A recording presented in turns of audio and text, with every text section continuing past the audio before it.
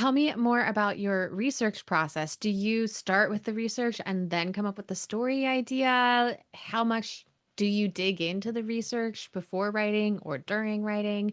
Do you let the research just be on the side while you're doing the fun writing? How does that work for you? I do a little bit up front just because I want to know kind of some basics to get the vibes of what I want to go for when I'm writing the book. But the bulk of my research is like on the way, which then obviously I might have to go back and fix something when you stumble across something that doesn't work for whatever reason.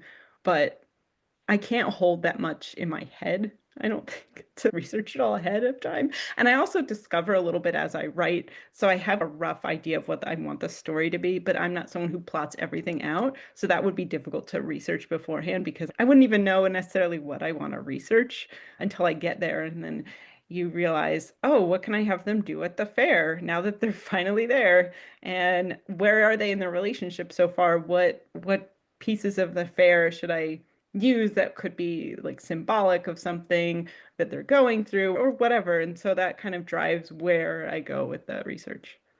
Yeah. And something from the scene that you read, Arthur is so interested in being a good father. And I was wondering how much you explore or thought about this as you were writing. The idea that we have an idea in our generation of what is a good father. And in the 1890s, they probably had a very different idea of what is a good father. How did you like balance that as you were writing this character? Yeah, a lot of Arthur's arc is kind of what he feels a lot of pressure on what his parents wanted for him and what he was meant to be.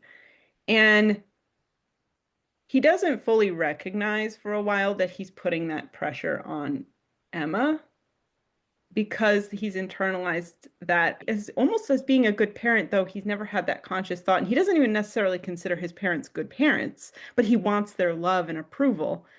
And their love and approval hinges on him being a certain way, and being a certain way includes being a certain kind of father.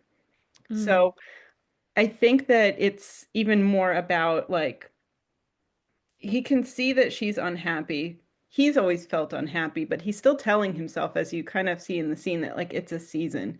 But he's not even recognizing that he's still miserable. It never hmm. passed for him. Yeah. He sees that Emma's miserable, but somehow it's not clicking why. And he doesn't Hmm. even recognize that it's a mirror for himself too, and how he's always felt. Mm. Well, I'm trusting that by the end they both get a little less miserable. Yes, it's such a big part of the story is fatherhood. And, I really enjoyed writing that. I don't always write children in my books. It's just when the story calls for it, and I couldn't resist it for some reason. I don't know why.